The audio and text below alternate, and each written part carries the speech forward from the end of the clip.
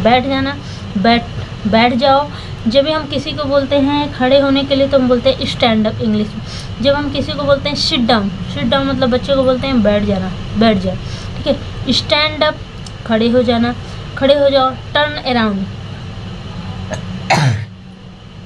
Turn around का होता है कि घूमो, अराउंड मतलब घूम जाओ। रेज योर हैंड, रेज मतलब उठाना, योर मतलब अपना, हैंड मतलब हाथ, मतलब अपने हाथ उठाओ। हैंड्स डाउन, हैंड यानी हाथ, डाउन मतलब नीचे, हैंड्स डाउन हाथ नीचे करो। Hands up, hands up hand ऊपर करो, हाथ उठाओ। टर्न लेफ्ट, टर्न लेफ्ट का मतलब होता है राइट का मतलब दाहिना होता है, लेफ्ट का मतलब बायां होता है, मतलब अपने बाएं घूमो। किधर घूमो? अपने बाएं। और टर्न राइट, टर्न राइट का मतलब होता है कि अपने दाएं घूमो। रेज योर लेफ्ट हैंड, अब रेज मतलब उठाइए, योर मतलब अपना, लेफ्ट मतलब बायां हैंड, अपना बायां हाथ उठाइए। एंड और शेक इट, और इसको हिलाइए। देखिए यहाँ पे बायां हैंड हिला उठा के हिला ना। Raise your right hand and take it, raise, raise मतलब उठाइए, योर मतलब अपना राइट हैंड, अपना दाहिना हाथ उठाइए। एंड टेक इट और इसे हिलाइए। शेक मतलब हिलाना होता है, इट मतलब इसे। तो take one step forward, take मतलब लेना होता है इसे, तो वन मतलब एक, स्टेप मतलब कदम या पैर, फॉरवर्ड मतलब आगे। अब एक स्टेप आगे लीजिए, टेक वन स्टेप फॉरवर्ड, एक कदम आगे आइए। तो इसमें क्या, उसको कैसे बोलेंगे कि एक कदम आगे आइए, तो टेक वन स्टेप फॉरवर्ड। और टेक वन स्टेप बैकवर्ड, तो टेक मतलब का वैसे होता है, तो लेना यहाँ पे फ्रेसेज का यूज हुआ है, तो यहाँ पे होता है टेक वन स्टेप बैकवर्ड। तो टेक मतलब टेक वन स्टेप, एक कदम पीछे जाइए, बैकवर्ड, ठीक है, पीछे जाइए। इसमें इंग्लिश में जैसा हिंदी होगा वैसा आपको इंग्लिश बनाना पड़ेगा, तो इसके हिसाब से आपको चलना पड़ेगा कि किस सेंस में, किस हिंदी में कौन सी इंग्लिश लगेगी, ठीक, उसको अनुसार चलना पड़ेगा। क्योंकि हिंदी इंग्लिश एक होगा और हिंदी उसकी कई तरह से बन सकते हैं, ठीक है। टेक वन स्टेप बैकवर्ड का मतलब होता है, टेक मतलब लेना होता है, वन मतलब एक, स्टेप मतलब कदम, बैकवर्ड मतलब पीछे। देखिए एक कदम पीछे लीजिए या फिर एक कदम पीछे जाइए, ठीक है, दोनों का यही इंग्लिश बनेगा, कोई अलग नहीं बनेगा। Step to the left, step to the left, step मतलब कदम लीजिए, टू द लेफ्ट बाएं में निकालिए, बायां कदम निकालिए। स्टेप टू द राइट, दाहिना कदम निकालिए, स्टेप मतलब कदम, टू द राइट, राइट दाहिना कदम निकालिए। जंप और कूदिए।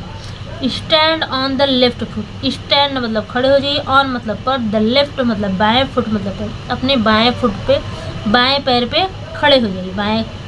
हॉप स्टॉप, अब एक पैर जैसे हम बोलते हैं ना लंगड़ी, लंगड़ी हो के आपको खड़े होना है, बाएं पैर पर हॉप करना है, और बाएं पैर से आपको हॉप करना है मतलब कूदना है, स्टॉप, और अब रुक जाना है। Stand on the right foot, stand मतलब खड़े हो जाइए, ऑन मतलब पर, द राइट मतलब दाहिने, फुट मतलब पैर, अपने दाहिने पैर पर खड़े हो जाइए।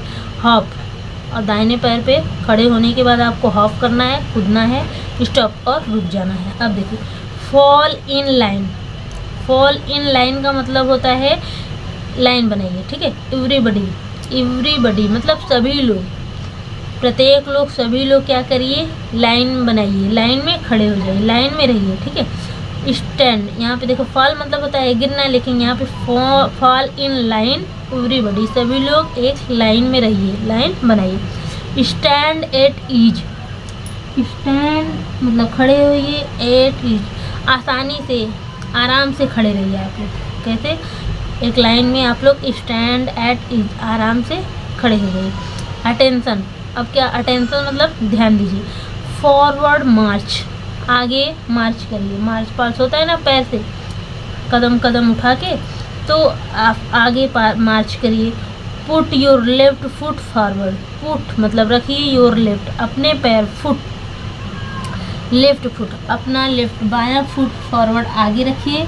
लेफ्ट राइट, लेफ्ट राइट, अब लेफ्ट मतलब बायां, राइट मतलब दाहिना, तो मतलब क्या करना है, मार्च जब होता है तो आपको पहले एक पैर आगे निकालना होता है, फिर दूसरा पैर, तो इसी तरह से पहले लेफ्ट पैर आगे निकालिए, रखिए, फिर राइट, फिर लेफ्ट, फिर राइट, फिर लेफ्ट, फिर राइट। हाल्ट, रुक जाइए, ठीक है।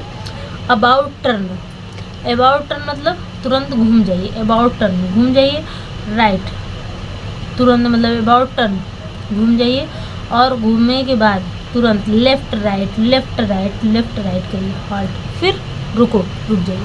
तो इस तरह से ये आपको पढ़ना है और पढ़ाना ऐसे सरल तरीके से। तो अब इसमें क्या होगा कि आपको मैं बोली थी कि इसके बारे में मैं बताऊंगी कि इसको लर्न कैसे करना है। तो ये आपका स्टैंड मैंने बताया है, स्टैंड ये पहले भी मैंने बता चुका है कि बड़े बड़े वर्ड्स को कैसे पढ़ें। तो देखिए इसको पढ़ेंगे कैसे। एस की हिंदी स होती है, स, टी का ट में ए लगा, ट, एन को न, डी को ड। स्टैंड यू पी, अ प, यू का होता है अ, क्योंकि यू फॉर अम्ब्रेला होता है, अम्ब्रेला यू से शुरू होता है, U M B R double L, लेकिन उसकी हिंदी अ से शुरू होती है। इसकी हिंदी नेम अलग होते हैं, इंग्लिश के बहुत अक्षर के नेम अलग होते हैं और उनकी हिंदी अलग होती है, उनकी ध्वनि अलग होती है। तो हमको ध्वनि को ध्यान देना है, ना कि नेम को ध्यान देना है। नेम इसलिए बताया जाता है ताकि आपको मालूम रहे, लेकिन ध्वनि आपको मालूम रहेगा तो आप कहीं पे भी कुछ भी लिख पढ़ सकते हैं। शिट, एस को स, देखिए एस की स में आई लगा, शी और ट, शिट। डी को ड, ड में ओ डब्ल्यू लगा, डाउन, ठीक है। आउल होता है ना, ओ डब्ल्यू वाला आउल, तो डाउन, यहाँ पे भी owl, down. Stand up, turn around. अब आप कहेंगे कि इसको इससे मतलब सभी नियम से नहीं चलते हैं, तो हाँ सभी नियम से तो नहीं चलते हैं, कुछ रूल और नियम हैं इंग्लिश सीखने और पढ़ने की, तो उसको आपको समझना पड़ेगा। मैं आगे वीडियो में अभी और बनाऊंगी, ठीक है। Thank you.